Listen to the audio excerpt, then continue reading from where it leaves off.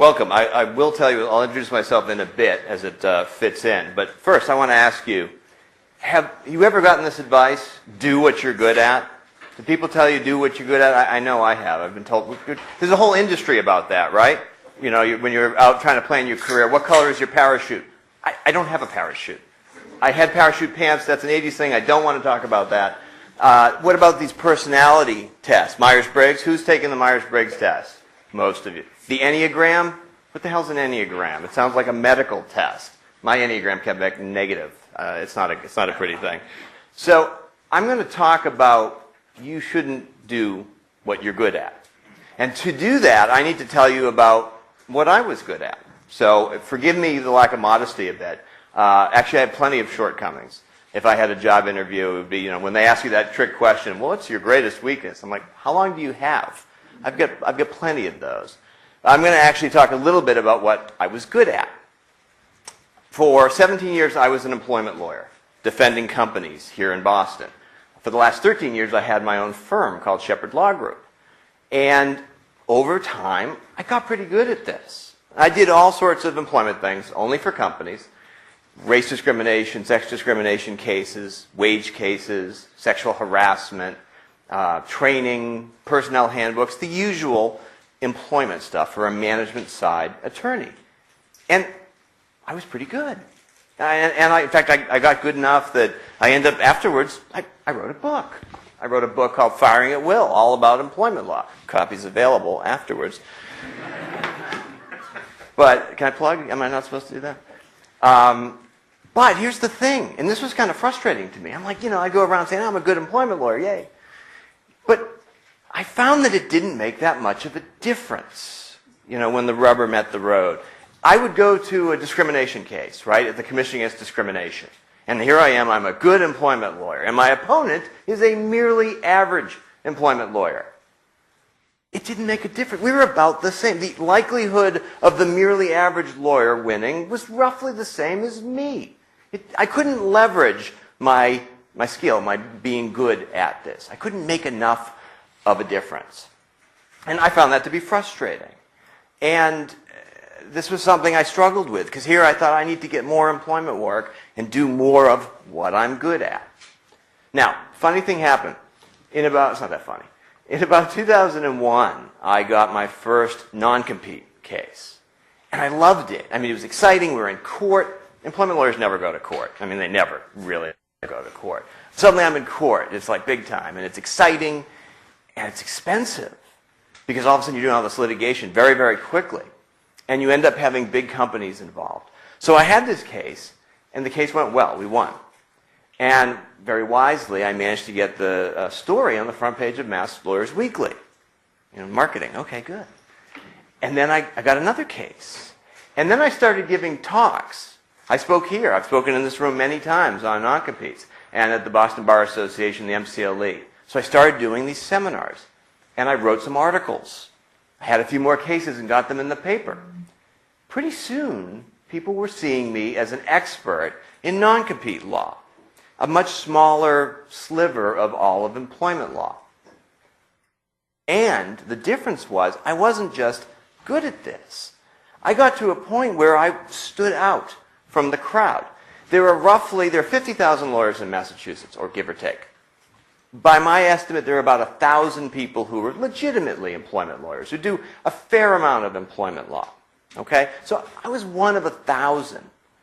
But people doing the non-compete work at the level that I was doing it, you know, the frequency and the higher stakes, there were a handful of people. And so I got to be known for this. And then over time, that expanded. I got to be known nationally. I had some of the largest companies in the world hire me to help them with non-compete litigation. I was standing out. You could say outstanding. And here's the thing. The cases were more interesting. I was better at it, so I could make more of a difference.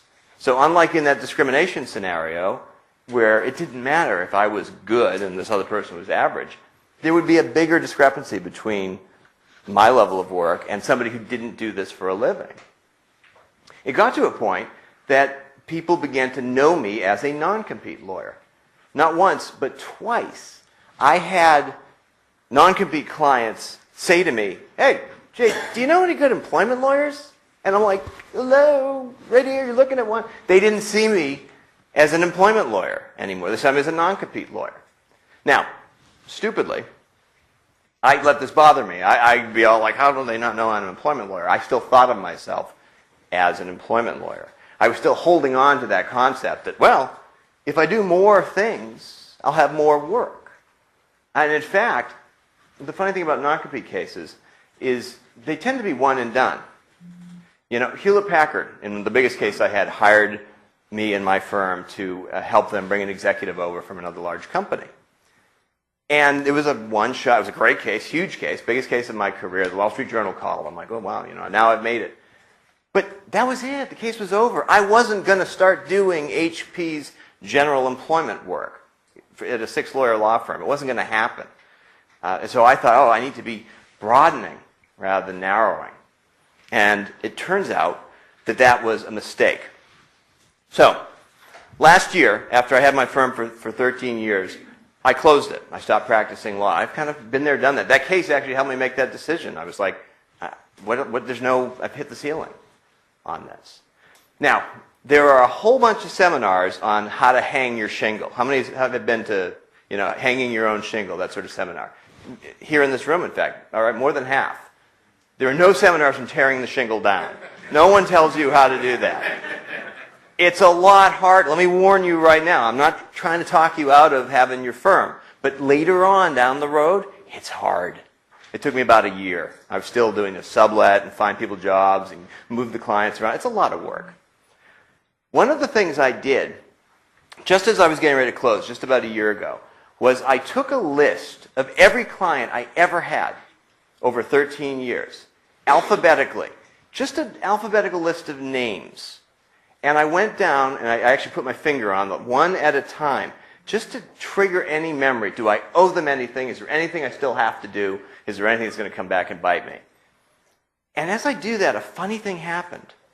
I started to grumble and make little noises like, oh boy, oh yeah, I don't remember who that is, oh yeah. And I'd get angrier and angrier. And I'm like, wait a minute. By the time I got to the list, I came to an upsetting conclusion, but a conclusion that I share with you now so that you don't make the same mistake. Do you know what % of those clients I realized I shouldn't have been doing work for?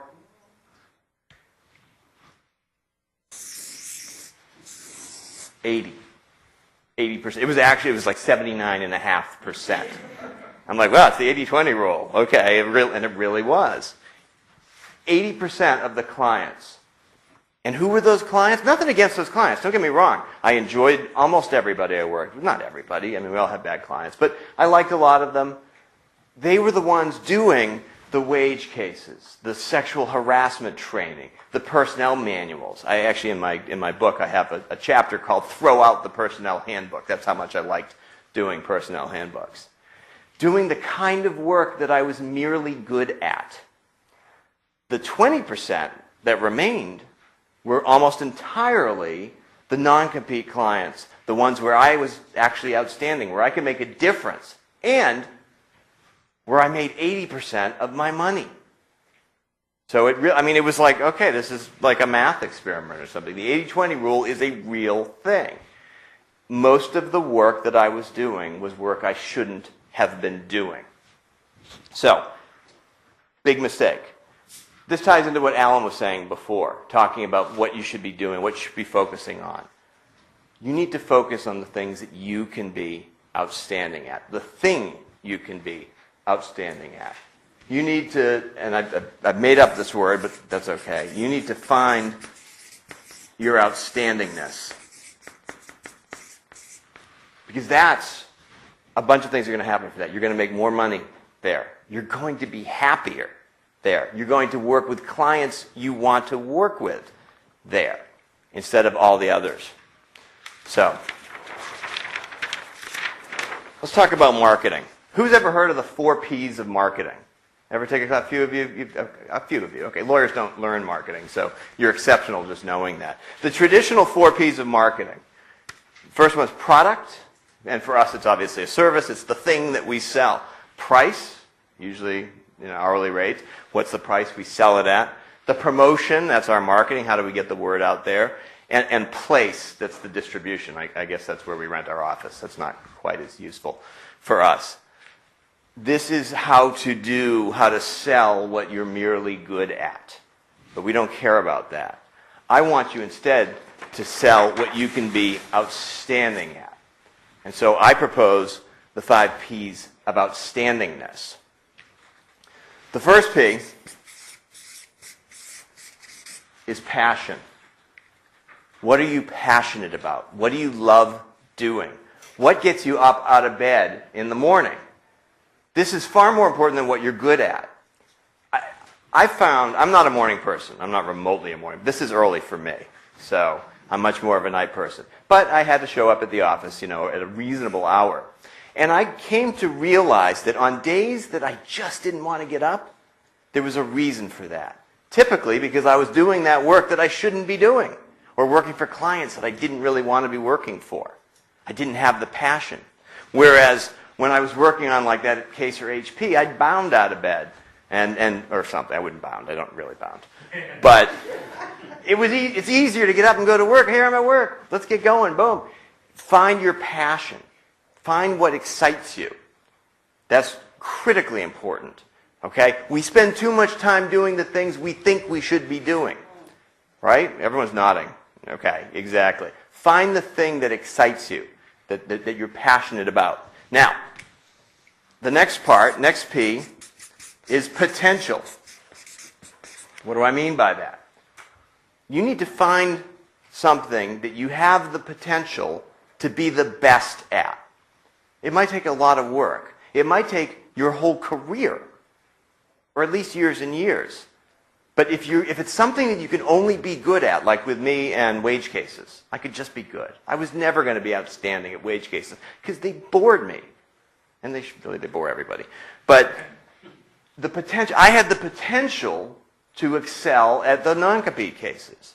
If there is something that you do that hey, I'm pretty good at this and I could really get better. I could be one of the best, if not the best. Then you're onto something. Especially if you can match it up with your passion. So we've got passion, we've got potential.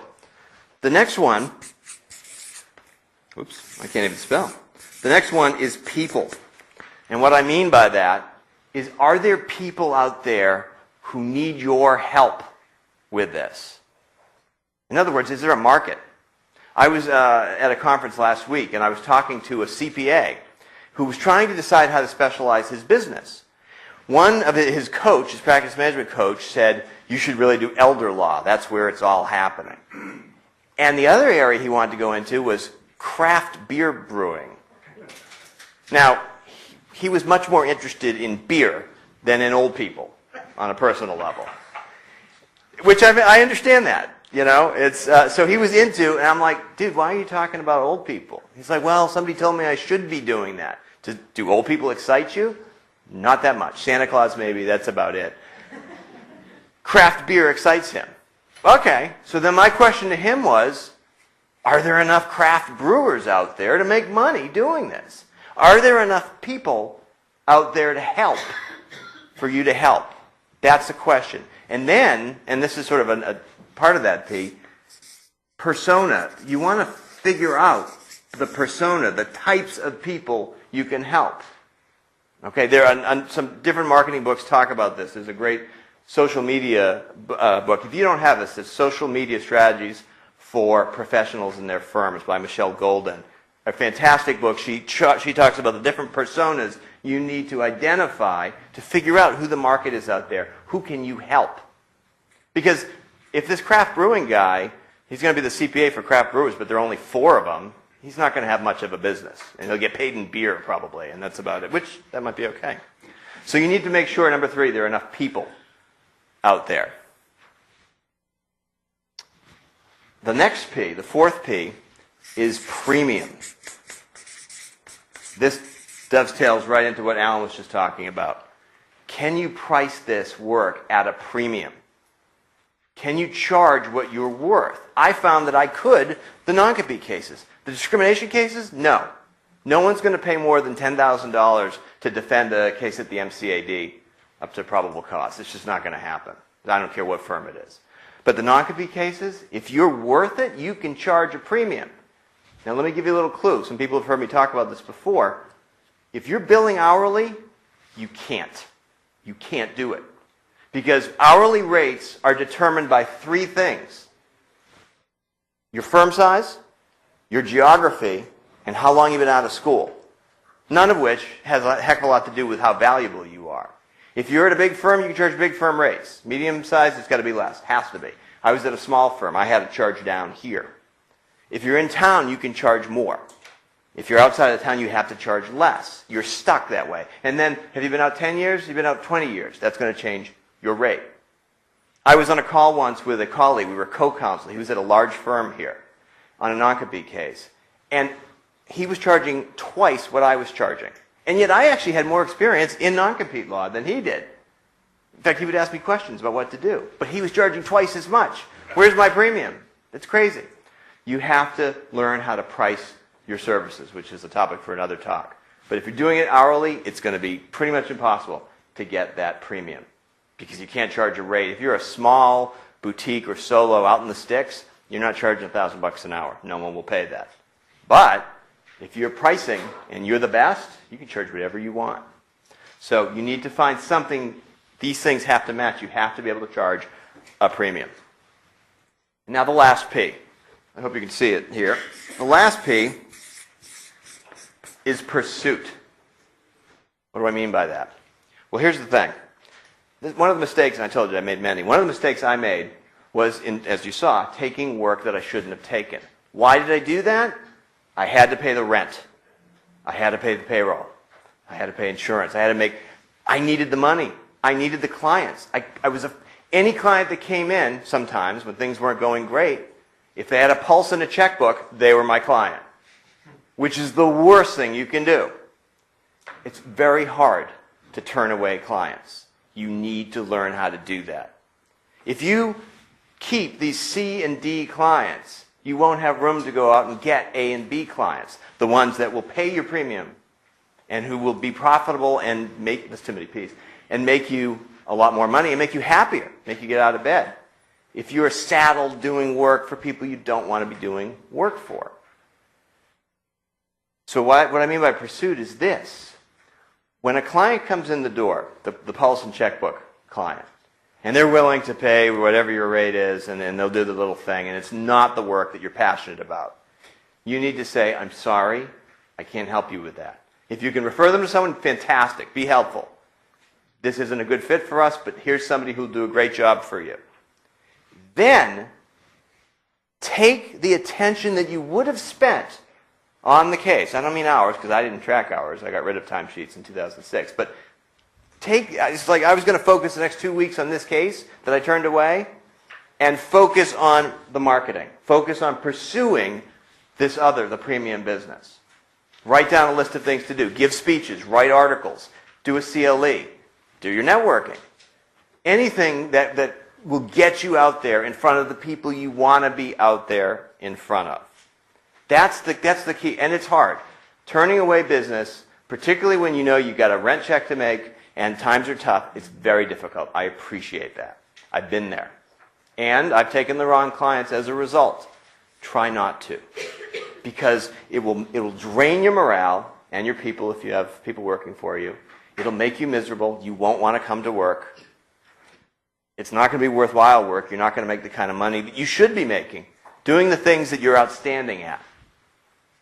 Instead, you'll be stuck doing the things you're merely good at for those C and D clients that you really shouldn't have. After a while, you're going to find, how many people have said, I don't have time to do marketing? Right? The best line I've ever heard before about this, the best time to do marketing is when you don't have time to do marketing. Don't get stuck with clients who are coming to you just to do the merely good work. Go out and find the outstanding clients who will pay for your outstandingness. Thank you.